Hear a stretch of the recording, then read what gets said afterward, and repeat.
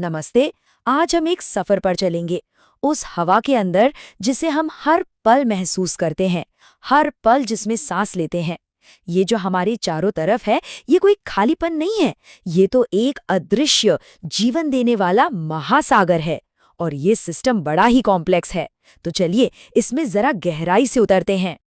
तो पहली नज़र में ये सब बड़ा सिंपल सा लगता है ना, कि भाई हमारे एटमॉस्फेयर का 99% हिस्सा तो सिर्फ दो गैसों का बना है।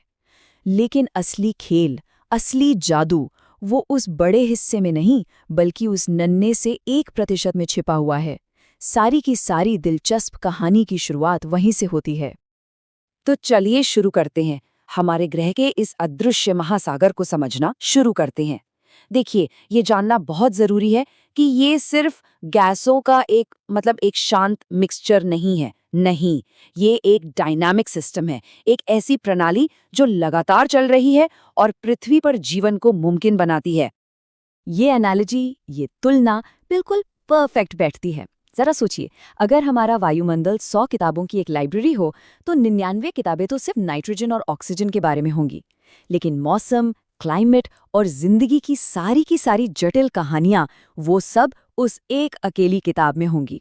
और आज हमारा पूरा फोकस उसी 1% पर रहने वाला है। अब इस कहानी को समझने के लिए हम क्या करेंगे? हम वायुमंडल की गैसों को दो मेन ग्रुप्स में बांट देंगे।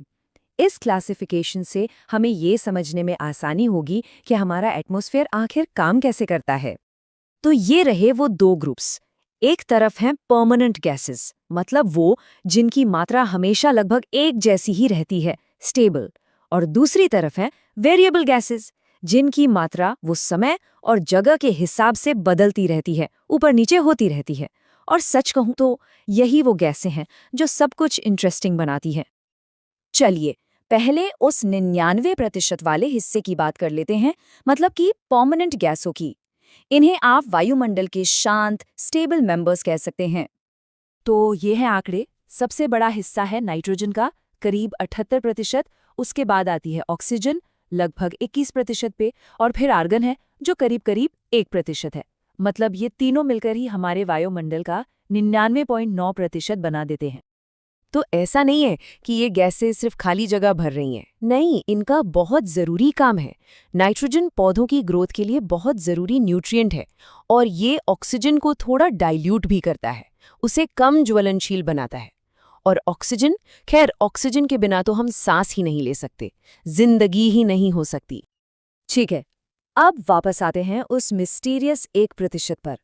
वो छोटा सा हिस्सा जो असल में हमारे मौसम, हमारे क्लाइमेट, हमारी पूरी दुनिया को शेप देता है।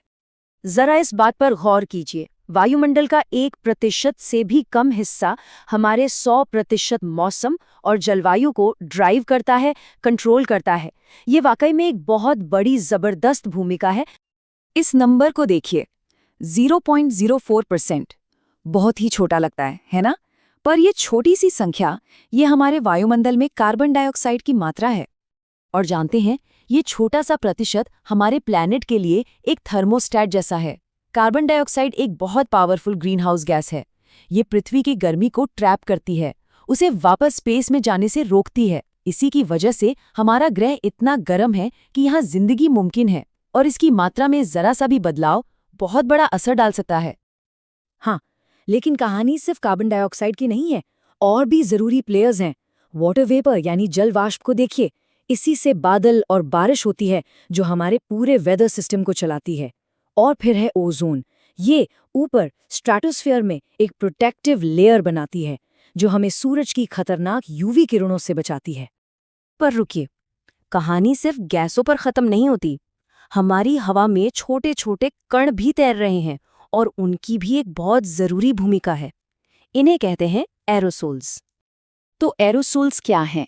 ये हवा में तैरते हुए बहुत छोटे सॉलिड या लिक्विड पार्टिकल्स हैं, जैसे कि धूल, समुद्र का नमक, धुएं की कालिक या फिर पराग। ये इतने छोटे हो सकते हैं कि हमें दिखाई भी ना दें, लेकिन इनका असर बहुत बड़ा होता है। तो कभी सोचा है बादल कैसे बनता है? देखिए, इसकी शुरुआत एक एरोसॉल पार्टिकल से होती है। हवा में जो पानी की भाप है, वो इस कण की तरफ अट्रैक्ट होती है और फिर इसकी सतह पर जम जाती है, कंडेंस हो जाती है, और बस एक नन्ही सी बादल की बूंद तैयार हो जाती है। सच तो ये है कि इन कणों के बिना बादल बनना लगभग नामुमकिन होता। तो जब हम इन सब को एक साथ देखते हैं, परमानेंट गैसेस, वेरिएबल गैसेस और ये एरोसॉल्स, तो हमें एक ऐसा सिस्टम मिलता है जो अविश्वसनीय रूप से कॉम्प्लेक्स और बैलेंस्ड है। ये हमारा लाइफ सपोर्ट सिस्टम है जो पृथ्वी पर जिंदगी को मुमकिन बनाता है। गैसों और पार्टिकल्स का ये इतना खास, इतना कॉम्प्लेक्स मिक्सचर, ये कोई एक्सीडेंट नहीं है। ये एक फाइनली ट्यून्ड इंजन है, एक ऐसी मशीन जिसे बहुत बारीकी से सेट किया गया है ताकि पृथ्वी पर जीवन चल सके। हर एक हिस्से की अपनी जगह है, अपनी भूमिका है, और ये बैलेंस, ये बहुत बहुत ज़रूरी है। इसी कॉम्पोजिशन ने, इसी रेसिपी ने हमारी दुनिया बनाई है। तो अब सवाल ये उठता है कि जब हम इस रेसिपी के साथ छेड़छाड़ करते हैं, इसे बदलते हैं, तो क्या होता है? ये एक ऐसा सवाल है जो आज के सबसे बड़े एनवायरमेंटल इश्यूज के बिल्कुल सेंटर में है, और इस पर सोचना वाकई बहुत ज़रूरी है।